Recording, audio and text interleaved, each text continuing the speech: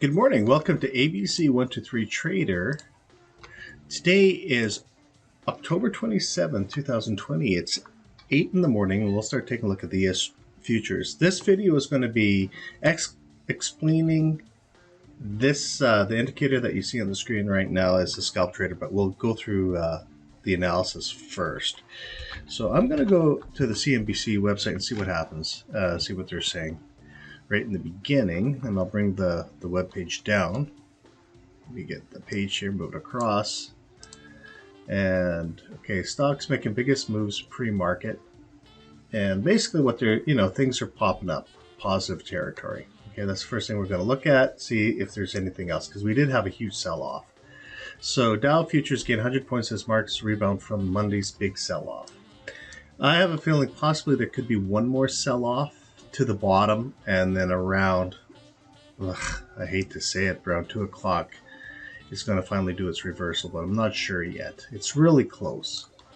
So anyways, on the daily chart, let's go really quickly here and then we'll get into the details. On the daily chart, as you can see, it is pushing back up, but this line right here is the volume point of control. I'll just move it down so you can see it. There's a volume point of control right here. So that's an area of interest for support and resistance. And then we have, I'll put one more line up here for the upper area of the volume point of control plus 4 more days on the sell cycle. Okay, very first chart. Let's go quickly here. Second chart will be our 4-hour chart, which I'm going to grab across. As you can see, we are pushing up, which is a good thing. So this was our major sell-off, 2 o'clock till 9 in the morning. It's saying, you see, pushing up. So we've got about 45 minutes to see if we tap out, and maybe we'll have a sell-off, maybe back to this point. We could maybe even go to this stop-out line way down here. That's that stop-out indicator. It sniffs out for liquidity. So that's one area of concern, because we are going back into the point of support and resistance. Okay, we're done that chart really quickly. We're going to go to my 10-minute chart, which I'm starting to really enjoy, because look at this. Okay, this was our sell-off, or sorry, the sell-off was here in the rebound. So overnight we were consolidating, as you can see right here with the volume point control. So there's the sell right here. As you can see, this is what they produced overnight.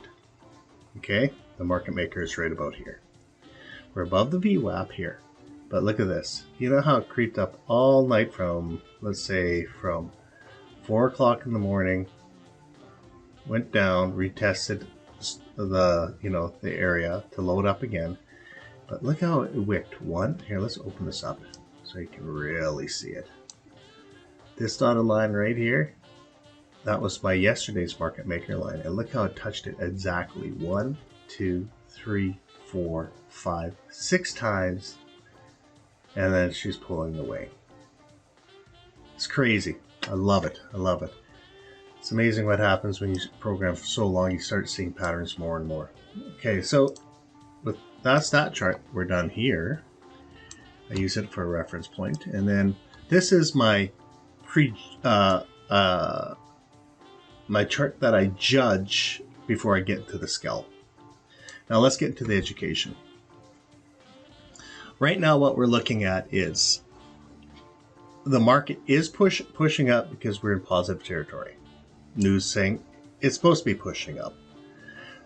But when you're looking at the longer time frame charts, yes, there's energy pushing up, but we're within a major support resistance. So this is where you get your catch-22s. So what I'll look for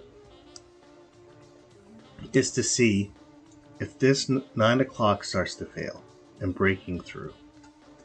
If it starts breaking through, then I'll call this an inverted time and I'll start looking to go long.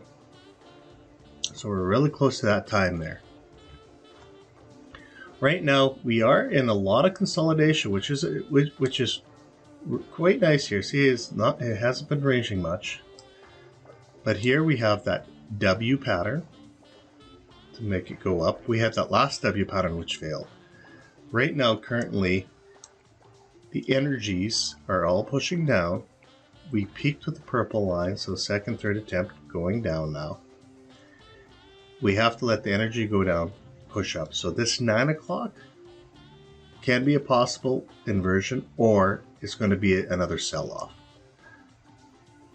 Okay, that's what we look for. But we are in positive territory. I used to always use as a reference saying just before market open, where we at, see if it pulls down.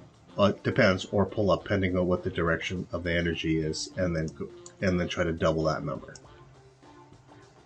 Okay, now on the Scalp Trader, people are asking. I got some questions where you put your stops and everything. How Scalp Trader works? There's 3 buttons. First, we'll go into a little more on the parameters. You choose your account you trade in.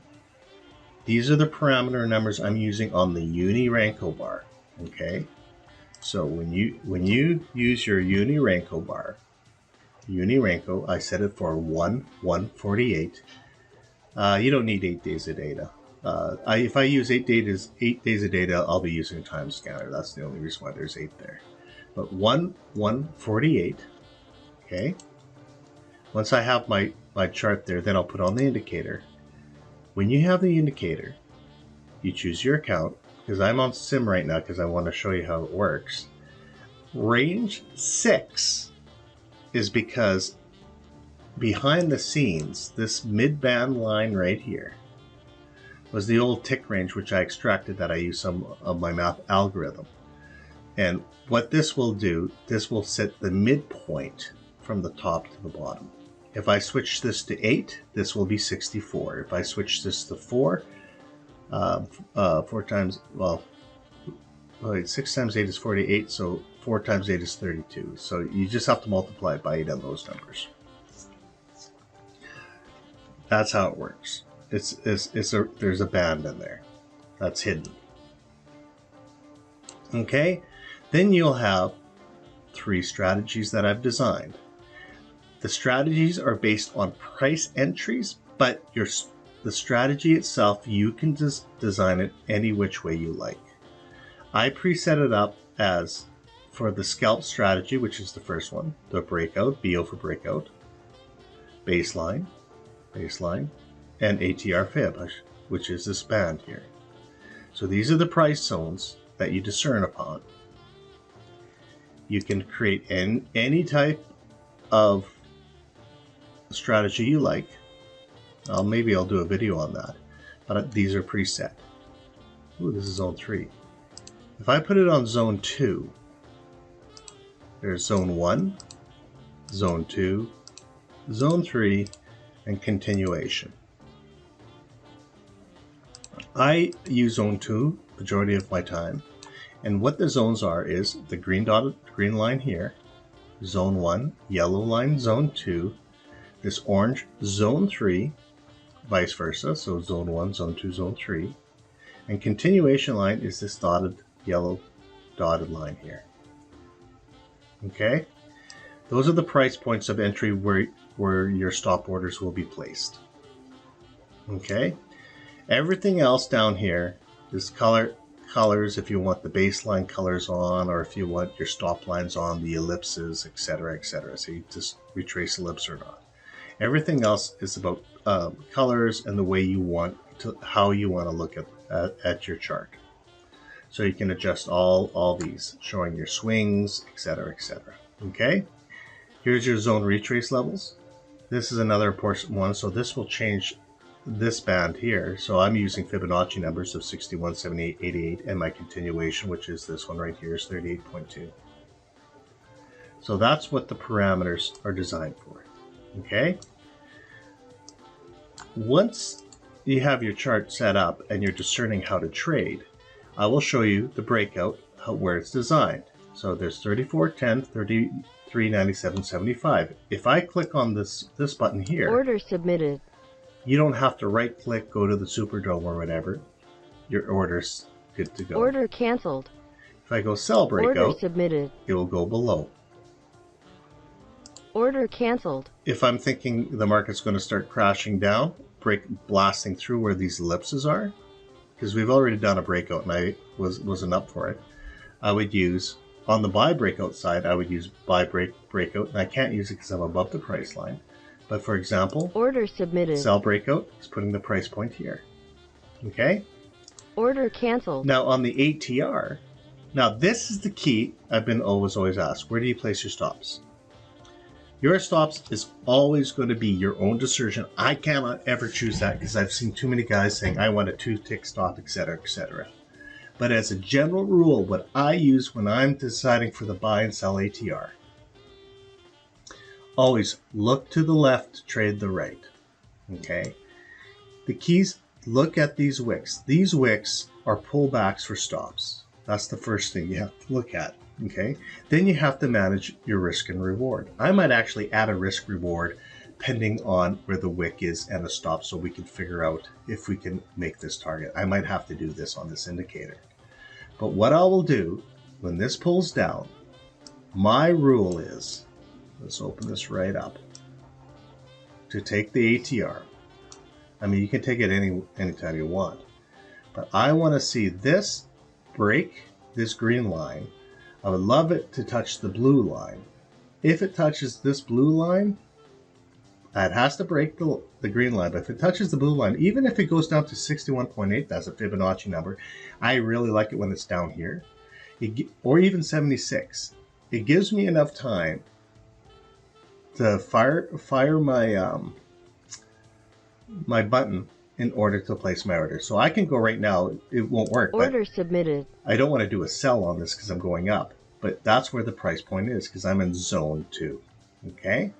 Order It's supposed to be canceled. a buy baseline. And what you want to do is let it pull down. Let them gobble up all the contracts or load up and then kick it off.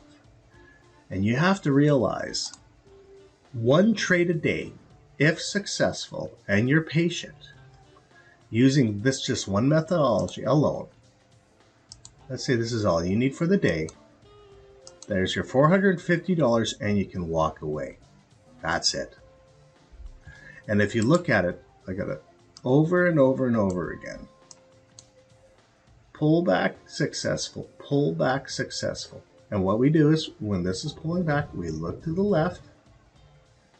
And what you can do is see where this red stop line is? Let's go. You know what? I'm going to go like this. Right here. See how it's using a previous support and resistance? And we look at this and see if it's touching that area. Are they just loading up to continue? Great. Let's do it now. Away we go. Over and over and over again. Okay?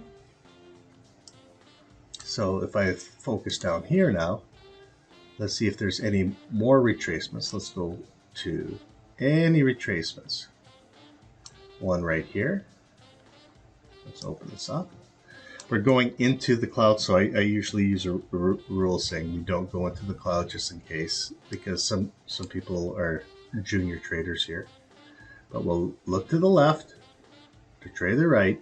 You look at these wicks here, see if she's fighting or not, but this is right on the mid-band, so that's perfect. So I'm confident for that trade to go. Because that's your 50% retracement. Right here again, 50% retracement. Look to the left, see the resistance. Okay, keep on going. Any more resistance? There's a resistance dot here. Nope, this one right here. They're equal. So they're all building into that trading area. What you can also do is if you see a wick like this, manually, for fun, so you can understand, create a rectangle on a deep retracement, move it across, like that. And then it goes to the next one. And let's move it down. Okay, we know we're in that range, and here you go. And they're doing it here as well. See? Tap, tap, tap, tap. So you can understand. Now, this line right here, this red line, it's dotted, so you got to make it solid. Let's put the parameter here so you can understand. Where are you? Scalp line. This scalp line per option right here, I set it as a line.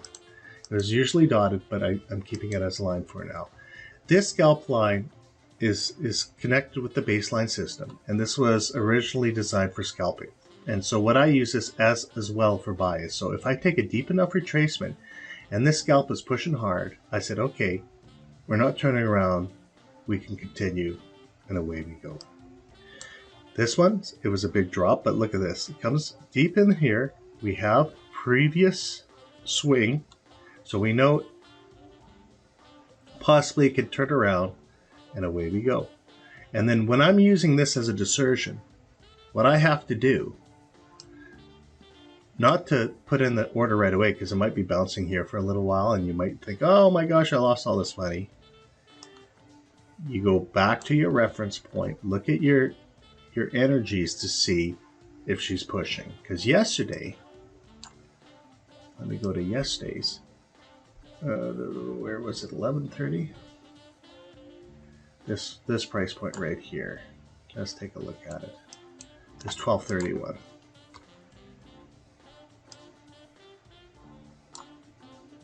Let's go to yesterday at 12:30. There we go. Let's focus.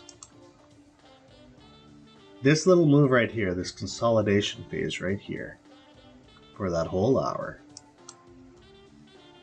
Let's make a rectangle here. That whole hour right there is literally where this wick is. So what you want to do is, while you're having, if you have two screens, having your second reference chart here, we know 1205 is coming up for the sell. Look how, oh man, times are perfect. But 1205 is picking up, and we're watching, and we're watching, and we're looking at our energy, and we're starting to see it pull down. Once it starts pulling down, we know, okay, it did its maximum pullback. She's coming down. She's coming down. Okay, let's get this order set up, and away we go. Because you don't want to start seeing it start creeping up, and you put your order in, and then it starts pulling back on you. You're starting to get worried. So what you do is you got to look at both. Remember, this is your order desk. That's the easiest way to say it. And also, this is your analysis. And so when you're doing that, away you go. Then what you do is you can use levels for targets, and then you can justify it as this as well for areas of support and resistance. As you can see here, look at this, hit on the money, boom, boom, boom. Why am I going to start buying in? Like I said, because I know I'm going into a wall. Let it come back down, load up, possibly go up again. And that's it for this video. And last but not least, the last thing on this indicator, what I have added separately, I added trend tracker. And what trend tracker is if you're going to be using a runner, I use usually this trend tracker as a trailing stop. You could use this one, you can change your percentages or whatever you want, whatever your methodology is. The only reason why I do that is I noticed the breakouts, like this one would have passed, we would have continued to at least down here for this trade here. So for example, this one trade here, if you're, there's your let's say 4.5, 4.75, and then our second trade for profitability, potential profitability would have been right to there. Oh, let me do it again. I hate when I do risk and reward. Ruler. From here to there. So there you go. 13 points. One trade. There you go.